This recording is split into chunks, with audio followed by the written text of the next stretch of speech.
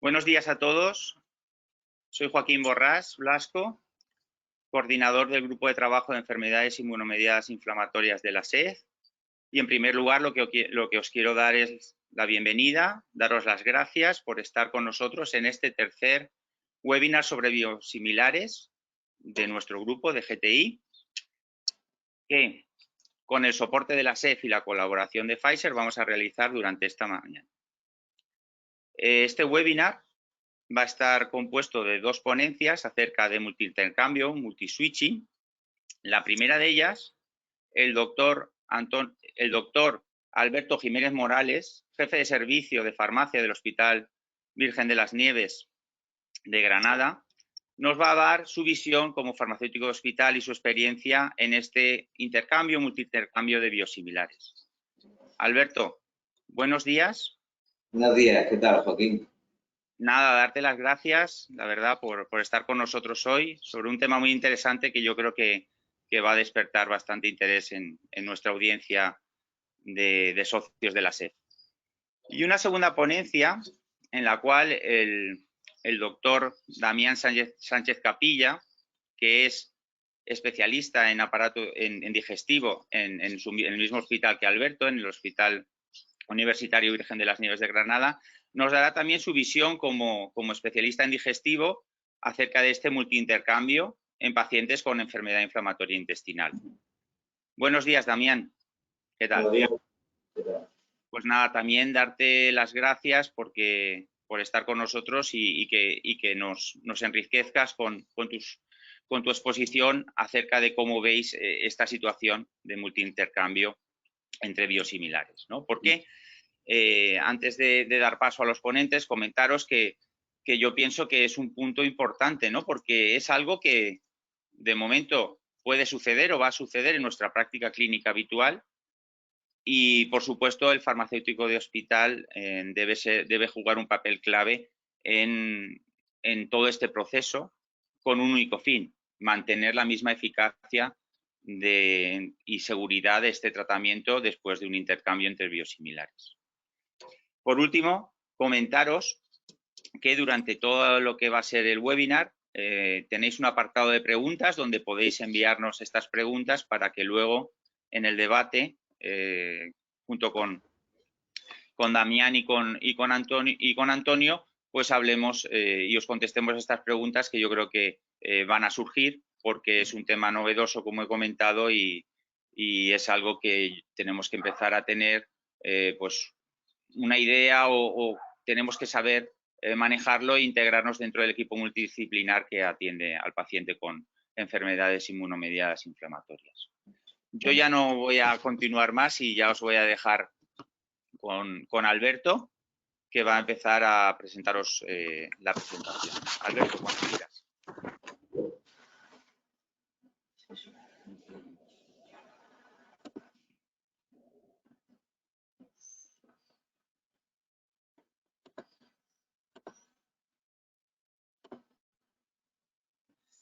Muy bien, pues en primer lugar agradecer la presentación de Joaquín, a la SED por la invitación y también en especial pues a Vicente Merino porque fue el que contactó con nosotros para participar en este webinar tan interesante, que lleva como el título el multiswitching, intercambio entre varios biosimilares.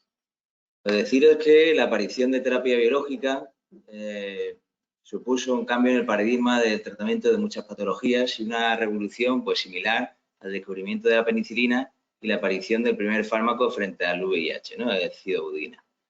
Dentro del ámbito de la terapia biológica pues encontramos vacunas y anticuerpos monoclonales. Deciros que en un proceso simplificado de la obtención de terapia biológica pues tenemos una línea de celular de producción, la cual pues vamos a introducir en su ADN el gen que codifica la proteína que a nosotros nos interesa, vamos a intensificar esa expresión de ese gen y después de un proceso de purificación pues obtendremos el anticuerpo monoclonal que a nosotros nos interesa. Si hacemos una comparativa en cuanto a complejidad estructural de las distintas moléculas que utilizamos en nuestra práctica habitual, pues fijaros como el ácido acetilsalicílico tiene 180 Dalton, la eritropoyetina ya vamos a a los 30.400 Dalton, y los anticuerpos monoclonales nos vamos ya a los 150.000 Dalton. Por lo tanto, desde el punto de vista de la complejidad estructural, los anticuerpos monoclonales son muchísimo más complejos que el resto de moléculas que nosotros dispensamos a diario. Cuando la marca original de un anticuerpo monoclonal, su patente expira y sale un biosimilar y este se comercializa, pues la verdad es que el mensaje que nos suelen decir es: el biosimilar no es exactamente igual que la marca original. Y ese mensaje es cierto, porque como hemos visto en la presentación anterior, en la diapositiva anterior, dada la complejidad estructural que tiene el anticuerpo monoclonal, es imposible que el biosimilar sea exactamente igual que el de la marca original. Pero lejos de esta realidad, si nosotros comparamos la estructura de ese anticuerpo monoclonal de la marca original, del primer lote que se fabricó, y lo comparamos con el lote actual que se está comercializando y distribuyendo, si hacemos esa comparativa, de un anticuerpo a otro también se comporta como biosimilar, puesto que en el proceso de producción de esa marca original a lo largo de los años ha habido muchos cambios y esos pequeños cambios repercuten en lo que es la estructura del anticuerpo. Por lo tanto, entre un lote y otro también podemos decir que se comportan como biosimilares. Estamos hablando de biosimilares, por lo tanto, yo creo que lo ideal es entrar en la definición, que son un producto biosimilar altamente similar al producto de referencia, que es el original, sin diferencias significativas en cuanto a seguridad, eficacia y desde el punto de vista de inmunogenicidad.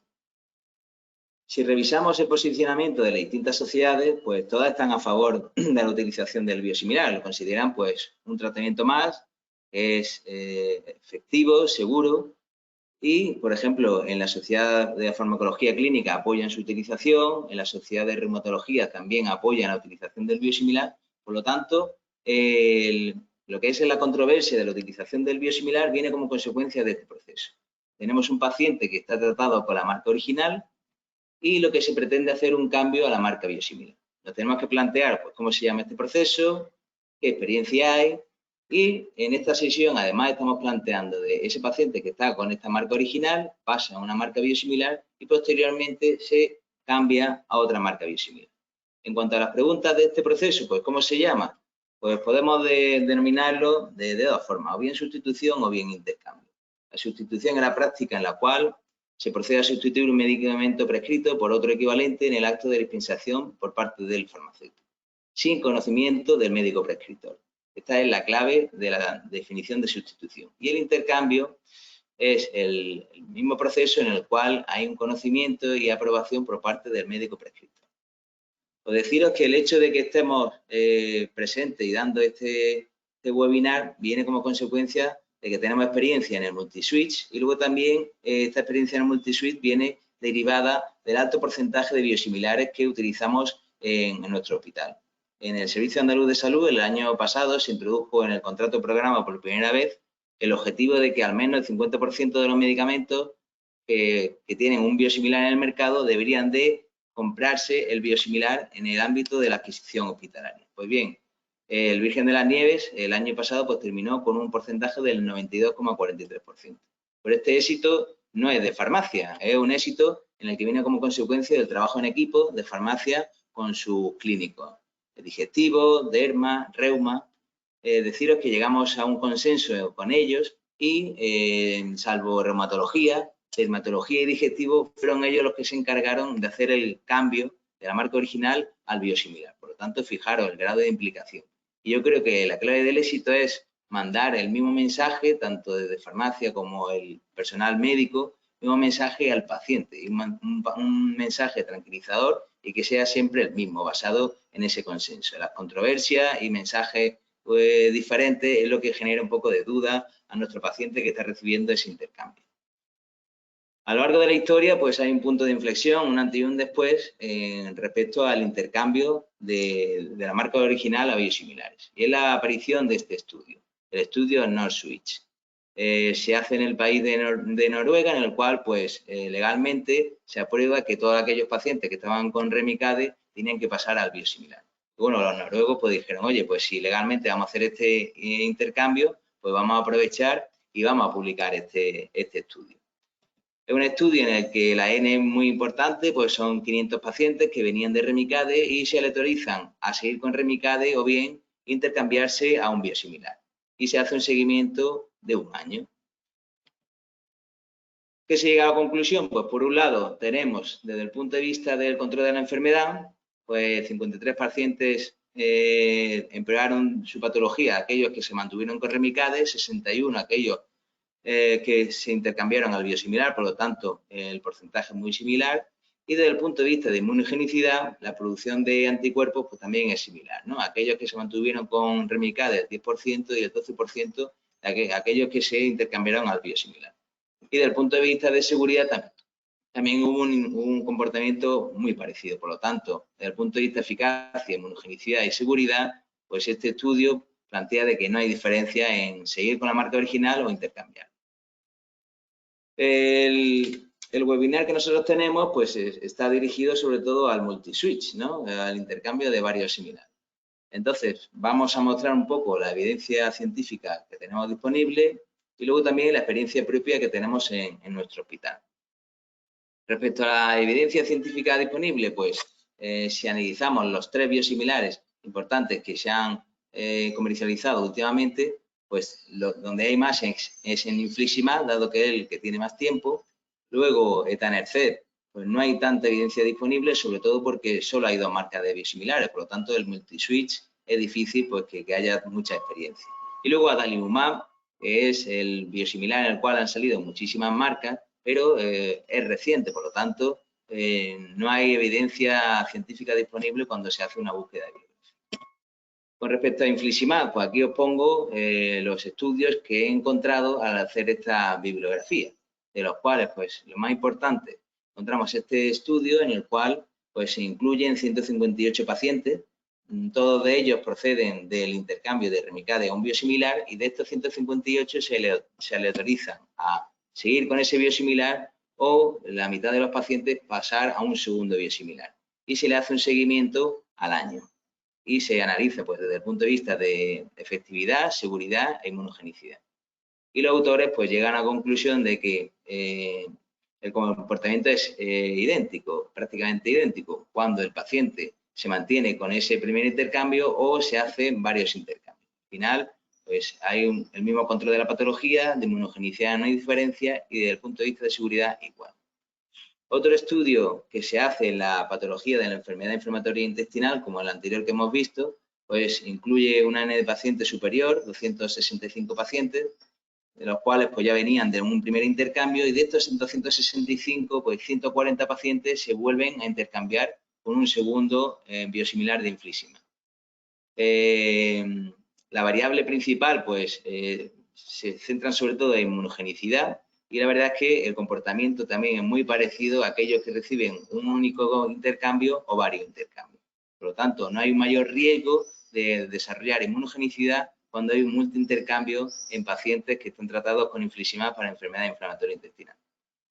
Otra publicación de infliximab, pues esta la verdad es que es un póster en una revista. Deciros que la N es mucho menor, pero aquí se incluyen pacientes con psoriasis. He introducido este artículo puesto que los dos anteriores estaban referidos a la enfermedad inflamatoria intestinal, pues para que veáis que también hay variedad en las distintas patologías que se tratan con infliximab. En el caso de etanercept, pues solo he encontrado este póster en un congreso y la verdad es que habla de ese intercambio, multiintercambio de pacientes que venían de Enbrel, que pasaron a Benepali y pasaron a Erelzi.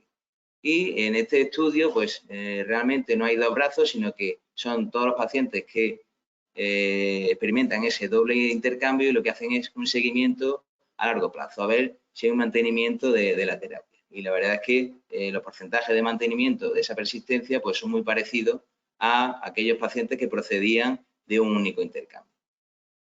Con respecto a la experiencia propia del hospital, pues deciros que cuando sale el biosimilar de adalimumab es en el cual pues hemos tenido esa experiencia de multiintercambio. ¿Por qué? Pues en el caso de infliximab nosotros tuvimos la marca de Remsima y pasamos luego a Inflectra, pero como sabéis, pues viene de la misma fábrica, por lo tanto un intercambio pues no es real, ¿no? Porque exactamente es la misma molécula.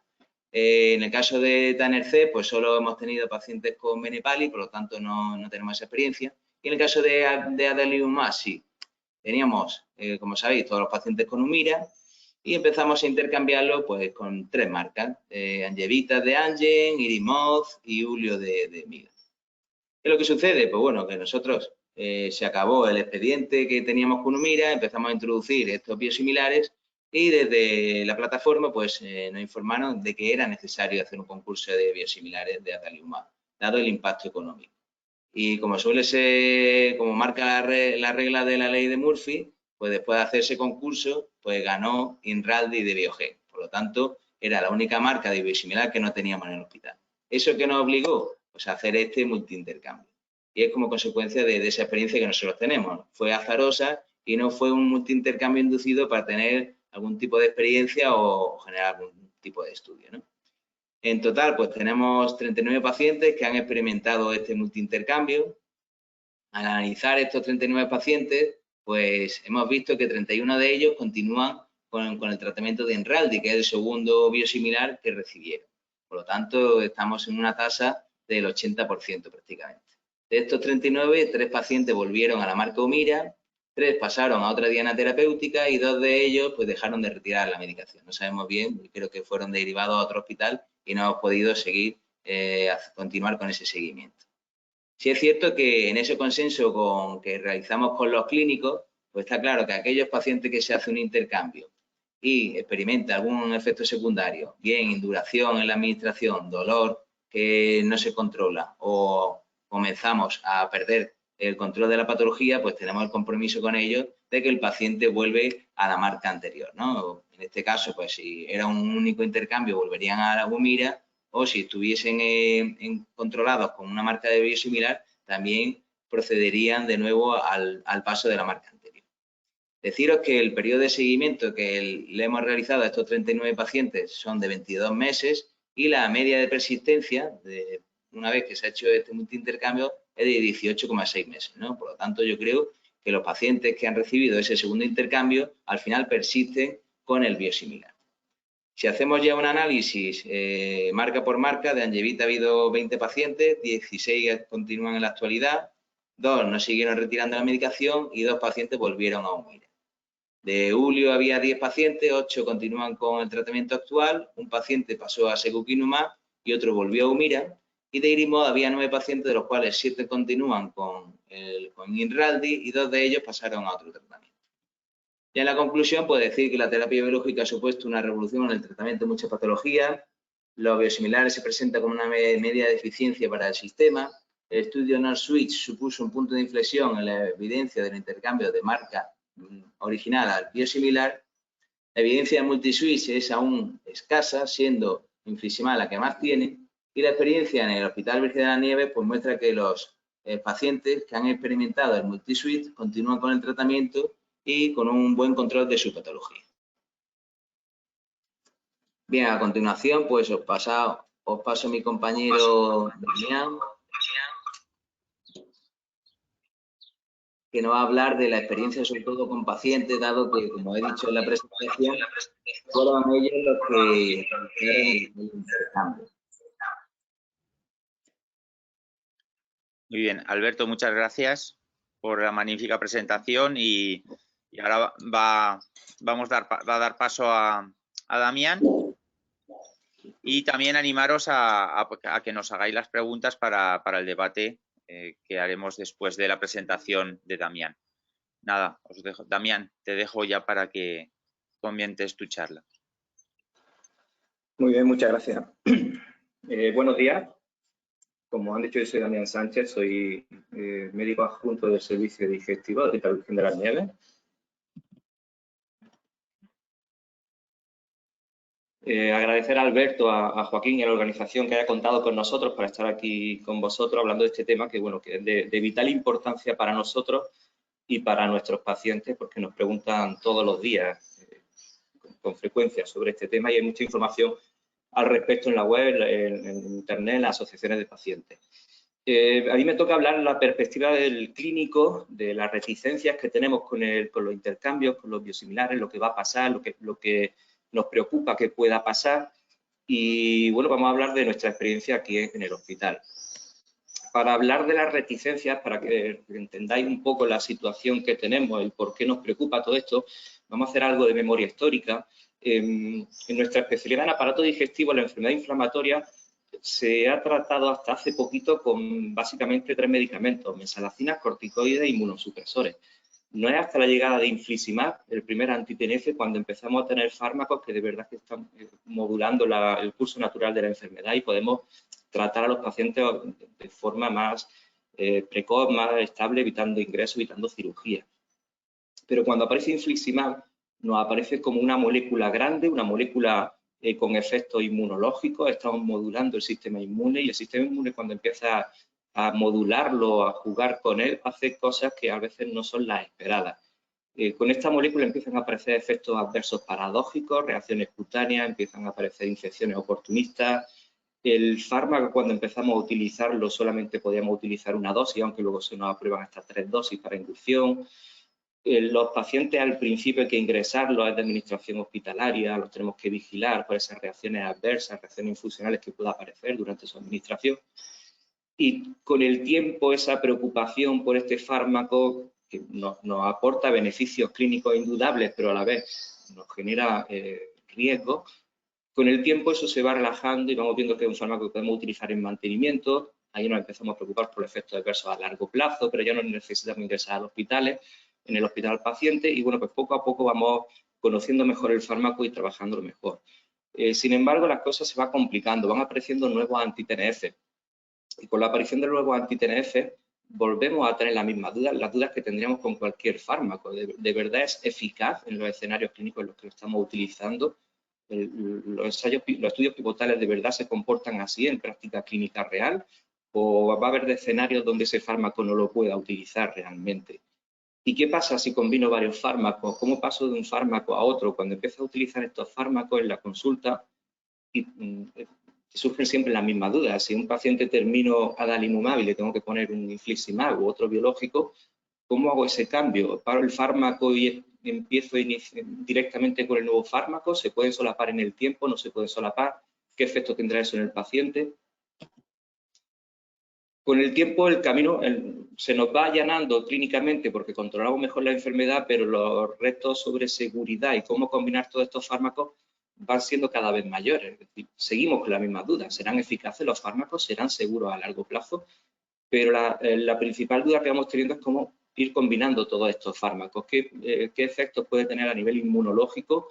¿Qué efectos puede tener más adelante en el medio y largo plazo sobre los pacientes esta combinación de fármacos? Y en esta situación, cuando ya empezamos a dejar de lado infliximab, esas preocupaciones que teníamos con los anti-TNF, porque ya nos estamos preocupando sobre las nuevas moléculas y los efectos que puede tener la combinación de nuevas moléculas en el paciente, nos aparecen los biosimilares. Los biosimilares nos vuelven a introducir esas dudas que hemos tenido siempre con los pacientes: ¿serán eficaces en todos los escenarios clínicos o no? Pero además, pues bueno, tenemos que volver a combinarlo con los anti-TNF, que ya un poco los tenemos medio ubicados en nuestro arsenal terapéutico. Respecto a los anti-TNF, sabemos que no todos los escenarios clínicos son iguales. Hay pacientes con patrones de enfermedad más complicados donde necesitan un anti-TNF en concreto, y ese anti-TNF no va a funcionar igual si lo pongo en primera línea o lo pongo en segunda línea. No va a funcionar igual en digestivo que en reumatología, que en psoriasis. Y eso, pues, esas dudas se nos acaban transmitiendo también a los biosimilares. ¿Qué va a pasar con el biosimilar? ¿Se comportará como el original o no se comportará como el original? Eso nos lleva a 2013, algunas recomendaciones iniciales. Esta es la recomendación de la ECO. La ECO es la Organización Europea para el Control de la Enfermedad de Crohn y colitis ulcerosa, un poco nuestra organización europea de cabecera, la que nos mueve. Y en este momento, sobre la información disponible, las recomendaciones que nos daban es que, bueno, que no había estudios suficientes en el terreno de la inflamatoria como para apoyar el cambio, y que, bueno, se tendría que valorar en base a criterios clínicos, básicamente del médico y del paciente.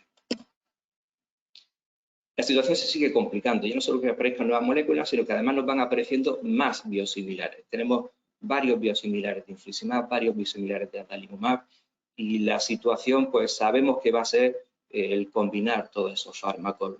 Va a ser combinador porque queramos o porque no queramos. Sabemos que la adquisición de fármacos va a ser por protocolos locales, no va a ser lo mismo en nuestro hospital que en otro hospital de Granada, no va a ser igual en Granada que en Málaga, no va a ser igual en Andalucía que en Madrid, y además que nuestros pacientes se mueven, son pacientes jóvenes, tenemos muchos pacientes que viven en Granada pero se controlan,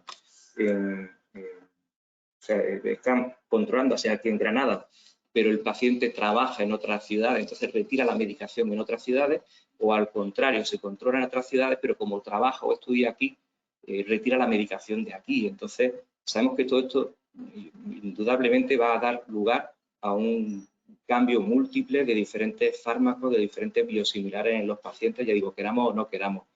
Y es fundamental conocer qué va a pasar esto. Pero además tenemos que tener en cuenta el factor tiempo. Sabemos que cuando han ido surgiendo los estudios sobre biosimilares, intercambiabilidad, sustitución, al principio se hablaban de periodos de tiempo cortos, pacientes con respuesta a 6 meses, a 2 meses, veíamos que la respuesta se mantenía, pero eso a nosotros nos genera una duda. La duda es que nuestros pacientes, cuando están controlados y retiramos un fármaco, la recaída no se produce inmediatamente. Hay veces que tardan 1 año en recaer. Entonces, que se realice un cambio a otro fármaco y el paciente mantenga la actividad inflamatoria, realmente por ese fármaco, es por el efecto de arrastre del fármaco previo, o al contrario, simplemente le pongo un fármaco nuevo al paciente, me hace una reacción adversa y pienso que es por ese fármaco, cuando a lo mejor ese fármaco solamente ha coincidido en el tiempo, pero no ha tenido una reacción que explique esa reacción adversa. Entonces, el tiempo en estos fármacos también es de gran importancia a la hora de valorar eficacia, seguridad, efectos adversos. Con todo esto que tenemos en 2017, las recomendaciones cambian. Las recomendaciones nos dicen que sí, que los estudios que tenemos hasta la fecha, en enfermedad inflamatoria en concreto, en el escenario de enfermedad inflamatoria ya no empiezan a aparecer estudios en diferentes escenarios, dentro de cada una especialidad. En estas recomendaciones ya nos dicen que sí es seguro apoyar el cambio, que en base a criterios de seguridad y de eficacia, pues que los biosimilares se comportan igual que la molécula original, pues sin embargo no quedan claros si se puede apoyar todavía el multicambio, el cambio inverso y demás. Aquí ya introducen al farmacéutico en la toma de decisión, a la enfermería, vemos que la decisión ya no es una cosa que el médico tenga que decidir, el paciente tenga que decidir, sino que es algo multidisciplinar, un poco pues como hemos ido haciendo en nuestro centro y valorando de forma conjunta. Y con todo eso, ¿qué es lo que pasa? Actualmente para los clínicos nos planteamos estas dudas. ¿Qué va a pasar a largo plazo? Cuando hablamos de largo plazo, estamos hablando de años de tratamiento en un paciente con un biosimilar. ¿Qué va a pasar sobre inmunogenicidad? Pues sobre efectos de neoplasia. Probablemente pase igual que con los biológicos originales y no tengamos problemas, pero tendremos que seguir vigilando estos fármacos. Y sobre todo lo que más nos importa es qué va a pasar con el cambio múltiple, porque lo tenemos aquí, va a llegar y queramos o no queramos va a llegar. Y vamos a tener en la mesa diferentes escenarios. Podemos tener pacientes que van a ir cambiando de un biosimilar a otro, pueden cambiar de una molécula original al biosimilar, que las diferencias entre esos biosimilares se traduzcan en pequeñas diferencias clínicas y que eso al final tenga alguna repercusión clínica o no, tendremos que ir viéndolo. En nuestro centro, como bien ha dicho Alberto, en 2019 se tomó la decisión pues, de cambiar todos los pacientes con adalimumab a original. Este cambio fue consensuado, nos reunimos, vimos que la información que había disponible hasta la fecha no desaconsejaba el cambio, eran fármacos pues, seguros, eficaces y bueno, pues se podía realizar el cambio. El cambio no fue inmediato, el cambio fue progresivo, a los pacientes se les informó tanto en la consulta como en la consulta de farmacia, cuando retiraban la medicación se les informaba sobre el cambio y si el paciente no estaba convencido, no tenía muy claro cambiar al biosimilar, se le daba margen de tiempo y en la siguiente consulta o en la tercera pues se volvía a plantear el cambio. A raíz de este cambio, lo que vimos en la consulta, no teníamos pensado hacer un seguimiento porque no nos lo permitía nuestra consulta, tal y como está diseñada, no nos permitía hacer un seguimiento de estos pacientes en concreto. Pero sí empezamos a ver a lo largo de 2019 pacientes que nos pedían volver a la molécula original. Los pacientes se quejaban de dolor a la hora de la administración. Había algún paciente que perdía respuesta. La enfermera del hospital de día, que es la que tiene más contacto con los pacientes a través del teléfono, de WhatsApp, También nos decía que los pacientes se quejaban no solo por dolor, sino por el mecanismo de acción de la marca que entró. Es un mecanismo de acción de presión, libera la aguja a través de presión, entonces pasamos de un botón a una presión y se combinaba en el mismo paciente que tenía que presionar la pluma, el bolígrafo sobre el abdomen y además luego la aguja cuando introducía la medicación entraba con dolor. Entonces a algunos pacientes esto no les convencía mucho. Nos pasó algo parecido cuando la molécula original, cuando Humira retiró el citrato de su formulación, también los pacientes nos empezaron a decir que pasaba algo, pero en este caso lo que nos decían es que creían que las plumas estaban vacías. Al retirar el citrato desapareció el dolor de la inyección y los pacientes creían que las plumas estaban vacías y nos estaban llamando la atención. En este caso el cambio fue un poquito a peor y nos llamaban esa atención. Entonces eso fue lo que motivó que un poco revisáramos lo que estaba pasando. Recogimos datos de pacientes que habían cambiado a biosimilar, pacientes que tenían solamente biosimilar, es decir, pacientes que habíamos iniciado desde el principio biosimilar, y también comparamos con un grupo de control de pacientes que solamente habían recibido molécula original. Tuvimos 3 grupos para analizar. Estos 3 grupos, el grupo más numeroso fue el grupo de pacientes con biosimilares, con 50 pacientes solamente con biosimilar. El grupo de pacientes con molécula original que se recogió de años previos eran 29 y 25 un grupo mixto de pacientes que recibieron biosimilar y molécula original, incluidos varios pacientes que cambiamos de biosimilar a molécula original intentando recuperar respuesta o que habían pasado de original a biosimilar y tuvimos que volver al original por este dolor en la zona de la administración. Los grupos eran comparables en cuanto a las características basales, en cuanto al número de cirugías, tiempo de evolución, patrón de enfermedad, corticoresistencia. No hubo ninguna característica que nos influyera sobre algún grupo. Vemos que las características basales de esos grupos, aquí tenemos los índices clínicos, el índice Mayo, que es el que utilizamos, el Mayo parcial para la colitis ulcerosa, o el Harvey-Bradshaw, que lo utilizamos en la enfermedad de Crohn. Vemos que tanto en los grupos A, que sería el biosimilar, el B con el original, o el grupo mixto, el grupo C, eran pacientes con enfermedad leve moderada. Así llama la atención que en el grupo C tenía un índice de actividad un poquito inferior al resto, pero también eran pacientes en un tamaño muestral más pequeño y eran pacientes que llevan más tiempo de evolución, con más fármaco. Probablemente eran los pacientes que ya venían tiempo controlados con original, eran pacientes probablemente más estables cuando entraron a este cambio. A nivel de marcadores analíticos restantes de fase aguda, pero eran similares, no identificamos diferencias en ninguno de los 3 grupos. En cuanto a eficacia, vimos que la respuesta clínica en semana 10, semana 20 era similar en los 3 grupos. Llama la atención que ese grupo de pacientes mixto, el porcentaje era menor a semana 20, aunque no llegamos a detectar diferencias estadísticamente significativas, y se ha achacado al tamaño muestral bajo, donde una pérdida de un paciente pues, nos acaba dando diferencias porcentuales más importantes, pero bueno, es algo que tendremos que seguir vigilando. Respecto a los marcadores de inflamación analíticos, PCR, calprotectina, vimos que en todos los grupos se producía, tanto con biosimilar como molécula original, se producía una reducción de los marcadores de actividad inflamatoria. Y en cuanto al perfil de seguridad, vimos que en la mayoría de los pacientes no se producía ningún efecto adverso leve o grave. Dentro de los efectos adversos leves podemos ver que hay unos porcentajes que destacan un poquito más, que son las infecciones leves, astralgia. Todos son efectos adversos que ya vemos en los anti-TNF. No hemos identificado efectos adversos nuevos no identificados con adalimumab previamente. Hay unos porcentajes, como digo, que destacan un poquito más, pero es que el tamaño muestral es mínimo y en cuanto sube un paciente, pues los cambios porcentuales son mayores. Respecto a los efectos adversos graves, como bien digo, no identificamos grandes tasas de efectos adversos. Más del 80% de los pacientes no tenían ningún efecto adverso, pero sí hay que tener en cuenta que el efecto cutáneo, el dolor en el punto de inyección, a la administración, la reacción de lesiones cutáneas, sí motivó en algunos casos el cambio de fármaco. Y bueno, lo que intentamos ver era la persistencia de fármaco. Creíamos que estábamos retirando más fármaco biosimilar desde que realizamos el cambio y cuando analizamos nuestros datos vimos que precisamente el fármaco que más persiste en el tiempo, el que menos retirábamos, era el biosimilar. Volvemos al mismo tamaño muestral pequeñito, había pacientes que no habían completado el estudio de las 48 semanas de seguimiento que que estábamos contando y, bueno, pues eso podía estar influyendo. Cuando hicimos este corte, lo hicimos el año pasado, sobre octubre de 2020, tenemos que actualizar los datos porque hay pacientes que no están recogidos y la cosa cambiará, pero bueno, una impresión clínica que teníamos en la consulta de estar retirando fármaco por las quejas de los pacientes de dolor a la administración, de dificultad con el sistema de administración, pues luego vimos que tampoco era no se traducía en números reales.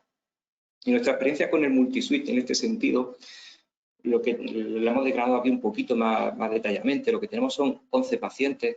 De estos 11 pacientes, 7 pacientes iniciaron tratamiento con biosimilar de entrada, recibieron 2 biosimilares y en algunos de esos pacientes cambiamos a molécula original. Los primeros 4 pacientes, la mayoría son pacientes con enfermedad de Crohn porque era el patrón de enfermedad prevalente en nuestra corte. Los primeros 4 pacientes se mantenían estables con el biosimilar, siguen manteniendo el biosimilar, aunque no han llegado a controlar a nivel biológico, es decir, sigue manteniendo parámetros analíticos de actividad. Algo frecuente en este tipo de enfermedad donde no siempre podemos conseguir una remisión profunda de los pacientes, ¿vale? A nivel de seguridad, no hemos detectado anticuerpos en ninguno de los pacientes. Hayan realizado tratamiento con 2 biosimilares, y el original, con original, biosimilar y original, no hemos detectado desarrollo de anticuerpos en ninguno de estos pacientes, ¿vale? Los niveles en los pacientes que solamente recibieron biosimilares estaban dentro del rango normal y, como digo, pues, mantienen un control clínico, mantienen el fármaco. Otros 3 pacientes que comenzaron con biosimilar, que recibieron al menos 2 biosimilares, perdieron respuesta, no estaban bien controlados y entonces se decidió cambiar a molécula original, en este caso, intentando buscar esa respuesta. En uno de estos pacientes, el paciente número 5, se consiguió recuperar la respuesta y se mantiene con el original, mientras que otros 2 pacientes no recuperamos esa respuesta y tuvimos que pasar a un tercer fármaco, ustekinumab. En el caso del paciente número 7, aunque hemos solicitado ustekinumab, no lo ha empezado. El problema que tenemos tenido es que este paciente ha perdido confianza en los tratamientos. Lo pasó mal con la administración del biosimilar. Decía que se encontraba raro, muy cansado, con lesiones cutáneas, con un poco inestable, tuvo que verlo en neurología para descartar enfermedades mielinizantes y el paciente no ha recuperado la confianza, entonces, bueno, prefiere retrasar el fármaco antes de seguir continuando con fármacos biológicos. En el paciente número 6, llama la atención, bueno, los niveles, cuando estaba con los biosimilares, inicialmente teníamos unos niveles en rango, para adalimumab consideramos niveles en rango, si es que se puede considerar rango terapéutico. Para el biológico consideramos entre 5 y 12, mantenía unos niveles adecuados. Cuando se cambió al segundo biosimilar, bajó los niveles a 1,6 y el cambio a molécula original sí hizo que subieran los niveles. El problema es que algunas veces cuando cambiamos a molécula original, a la vez que se cambia a molécula original, intensificamos. Entonces esa subida de niveles tampoco sabemos si es atribuible a la molécula original, a la intensificación o incluso podría estar influyendo el mecanismo de acción. Recordemos que en realidad el fármaco que tenemos en este caso, al tener citrato y dolerle al paciente, hemos visto que algunos pacientes retiran la pluma antes de que entre toda la medicación. Eso podría dar a pérdida de medicación, estamos hablando de un 10% de la cantidad total de medicación que entra, y podría acabar justificando también en parte esa caída de niveles por problemas con la administración de la pluma. Pero bueno, simplemente para notar que ese paciente cayeron un poquito los niveles. En los 4 pacientes en los que hicimos un switchback, es decir, que empezamos con molécula original, se cambió a biosimilar, pero por pérdida de respuesta, aparición de efectos adversos, volvimos a la molécula original. Destacar que hay un primer paciente, un chico con enfermedad perianal, donde el paciente perdió respuesta, empezó a notar más dolor, más constancia, más urgencia. En ese momento no teníamos niveles, solicitamos el cambio a original, se autorizó el cambio a original y empezamos a hacer niveles. En este caso teníamos 13 de niveles, 13 nanogramos microgramos. El problema es que la enfermedad perianal, aunque el rango terapéutico consideramos entre 5 y 12, sabemos que en determinados escenarios de la enfermedad inflamatoria ese rango terapéutico se me queda corto y tendría que subirlo. Y en este caso en concreto sabemos que los fármacos deberían estar incluso por encima de 15, se recomienda para controlar la enfermedad. Entonces tenemos unos niveles un poquito bajos. El problema es que no sabíamos en qué niveles teníamos cuando estamos con biosimilar. El resto de pacientes, pues algo parecido, pacientes con una enfermedad, un patrón de enfermedad complicado, fistulizantes, patrones con gramos de afectación alta, de intestino delgado alto, de gramos de ayuno, pacientes intervenidos, pacientes donde sabemos que el anti-TNF ya de por sí va a costarle trabajo controlar esa enfermedad. Y bueno, pues los pacientes perdieron respuesta y se solicitó cambio a molécula original y vemos que pasó algo parecido, unos niveles un poquito bajos en el límite cuando cambiamos al biosimilar, que se recuperaron la molécula original. En uno de los casos, el paciente con original no recuperó respuesta, hemos tenido que cambiar el biosimilar. En nuestra serie, en ningún caso hemos detectado anticuerpos frente al fármaco. Sí es cierto que tenemos poco tiempo de evolución y tendremos que seguirlo para ver si esto cambia. En los pacientes que han tenido 2 biosimilares, el fármaco ha persistido más del 50%, es decir, se mantiene con una tasa de persistencia similares a lo que hemos tenido en nuestros estudios. Y el 22% de los pacientes que cambiaron de original a biosimilar tuvieron que regresar al original, de los que regresaron el 75 recuperaron respuesta. Un poco datos a tener en cuenta y habrá que vigilarlo. Cuando valoramos todos estos datos, ¿qué vemos? Pues que los pacientes sabemos que con los anti-TNF pierden respuesta en torno a un 13-20%. La pérdida de respuesta no necesariamente tiene que ser por el biosimilar, pero cuando coinciden en el tiempo, tenemos que explicarle a ese paciente, a la familia de ese paciente, que a lo mejor no ha coincidido con el biosimilar, tenemos que intentar hacer que lo entienda. El problema es que esa coincidencia en el tiempo va a hacer que perdamos la confianza del paciente, sobre todo si hemos tenido un desenlace complicado, cirugía, ingreso. Si el paciente lo ha pasado mal, va a ser difícil que volvamos a recuperar la confianza en el tratamiento y que pida incluso cambio de tratamiento. Tenemos que tener en cuenta el factor tiempo, como hemos dicho, no solo para valorar la respuesta más a largo plazo de los biosimilares, sino también pues, para tener en cuenta si aparecen efectos adversos relacionados con la administración del fármaco o no. Y tenemos que tener en cuenta si influyen esas pequeñas diferencias en los fármacos, se van a acabar traduciendo en pequeñas diferencias clínicas, donde en determinados escenarios de mayor complejidad terapéutica sí puede tener algún tipo de trascendencia o a lo mejor no tiene ningún tipo de trascendencia clínica. Fundamental, hemos visto que es fundamental la información al paciente, una información multidisciplinar. Empezamos en consulta, continúa la enfermera en el hospital de día, la continúa el farmacéutico a la hora de administrar el fármaco y es una información que tiene que ser adecuada al paciente, a sus miedos, a la capacidad de comprensión del paciente.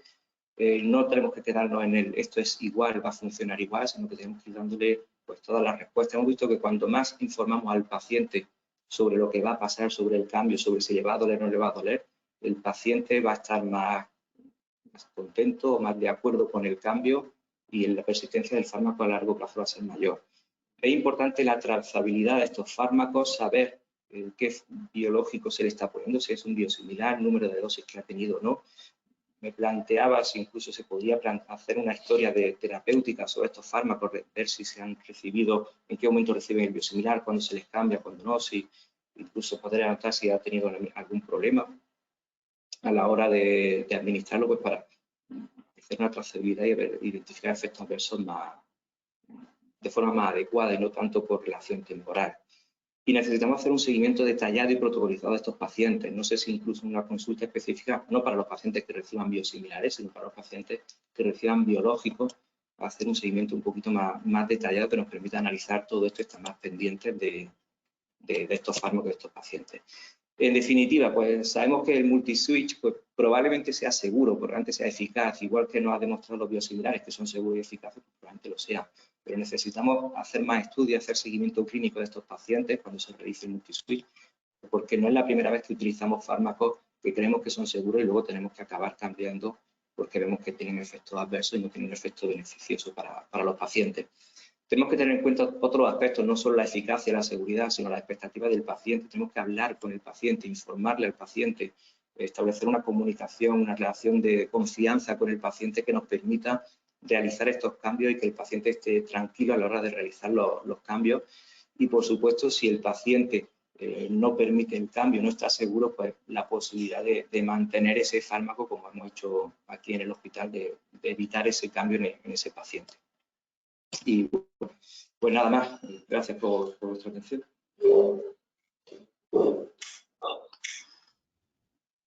Muchas gracias, Damián. La verdad es que muy interesante vuestra experiencia de los dos. Agradeceros a los dos vuestra ponencia tan interesante y yo creo que nos ha informado un poco de cuál es la experiencia, cómo lo vive el paciente y sobre todo que es muy importante consensuar y trabajar conjuntamente para que esto sea exitoso. Y bueno, ¿tenemos ya alguna pregunta dentro de lo que es el que nos habéis hecho? Gemma Morla es una pregunta, nos hace dos preguntas. La primera es si se puede realizar el switch dentro del periodo de inducción y luego también entre un switch entre uno y otro biosimilar, ¿cuánto debemos de esperar? A cualquiera de los dos que podéis comentar o podéis comentar conjuntamente porque en este caso estáis, en este webinar estáis los dos aquí conjuntamente y podéis un poco contestar a Gemma. Respecto a la zona en el periodo de inducción, yo no lo haría. Si se puede hacer o no se puede hacer, probablemente se puede hacer, pero yo no lo haría. En un paciente que está clínicamente mal, que necesito controlar la enfermedad, añadir cualquier variable, donde si el paciente falla, luego más adelante pueda pensar que esa variable pueda inducir, yo no lo haría. Yo esperaría el periodo de inducción y porque si no funciona la inducción, igual me planteo la temporada del fármaco o a otro fármaco. Entonces, de tiempo y no vamos a estar mezclando fármacos. Respecto a los varios biosimilares, nosotros no hacemos periodo de lavado. El paciente se sigue administrando con su pauta, pero no es lavado de un biosimilar a otro. No deja de ser el mismo mecanismo de acción si trazamos la administración de probablemente a que de respuesta. Vamos a meter otras variables la administración de fármacos y probablemente la respuesta. No sé si es por la administración más separada o porque ha influido el mismo. Sí, de la revisión que yo he realizado, pues bueno, los estudios no hablan en qué periodo se hace, ¿no? Pero yo creo que tiene más sentido que se haga de su patología realizar el cambio, ¿no? Porque, lo he dicho, Damián, ese periodo de inducción, el paciente ha dejado el medicamento y comienza la terapia biológica, es como consecuencia del desarrollo de su patología. Entonces, generar una nueva incertidumbre, si tengamos una evidencia detrás que nos diga qué pasa en la inducción, al final es una variable más que hace pensar en que, bueno, no lo estamos controlando por el cambio de la patología en sí, ¿no? Pero ideal es cuando esté estabilizado el paciente, que es lo que nos dice la lógica, ¿no? Es que nos lo diga la evidencia. Pues sí, yo creo que tienes toda la razón. Y a nivel general, ¿cómo veis? Habéis puesto de manifiesto, sobre todo, Damián, lo importante que es la vía de administración. Es decir, que cuando se hace este intercambio, el paciente realmente, la administración en pluma que realice, pues que sea similar en cuanto a dolor y en cuanto a lo que es toda esta situación, ¿no? Esto puede afectar, también puede aparecer un cierto efecto nocebo acerca de tanto cambio si no se explica bien. Yo creo que vuestra experiencia es enriquecedora y es un ejemplo a seguir, ¿no? Toda esta colaboración, ¿no, Alberto? Porque cuando aparece esta multiintercambio, ¿qué pasos seguiste? ¿Cómo fue recibido esta situación en los servicios? No sé, coméntanos un poco con más detalle al estar los dos que participasteis en la misma, esta situación que probablemente nosotros vamos a tener en nuestro hospital o en otros hospitales, compañeros nuestros también la van a tener. Sí, bueno, pues en esa experiencia nosotros pues hicimos una situación de la dirección económica y con los jefes de servicio de la patología implicada en la prescripción de estos biosimilares. Perdonad, ¿podéis acercaros un poco más al micrófono? Porque no se os oye bien. nos están comentando. Vale. Hubo una citación por parte de la Dirección Económica en la que planteaba ese concurso de biosimilar de Adalimumab, y al final lo que hicieron pues, fue citar a los jefes de servicio que estuvieran implicados con la prescripción de ese fármaco. Y de ahí llegar a ese consenso, ¿no? Yo creo que muchas veces lo que se hace es al revés, ¿no? Se saca un concurso, se adjudica una marca y cuando ya está adjudicado es cuando se citan a los clínicos y se explica cómo es la situación, ¿no? Yo creo que la clave del éxito fue ponerle qué es lo que vamos a hacer, qué le parecían a ellos, su grado de implicación, y cuando ya llegamos a ese consenso, ahí fue cuando empezamos a hacer el concurso, ¿no? Porque es cierto que en un inicio, los primeros concursos de Infusumab salió en torno a un 70% del total de pacientes, porque pensamos que había un porcentaje de pacientes que a lo mejor no llegamos a cambiarlo, pero en el caso de Adalimumab salió a 100%, como consecuencia de ese consenso que alcanzamos todos los servicios. Si todos estamos de acuerdo, pues fuimos en ese sentido. Luego también le planteamos esa situación, que había pacientes que habían iniciado con el biosimilar, había un biosimilar que no fuese el que ya estaba, también iba a ser posible ellos pues lo entendieron la situación en la que estábamos y apostaron por la eficiencia y la prescripción de este biosimilar, que no se sabía en ese momento cuál iba a salir y se estarían de acuerdo con el adjudicatario.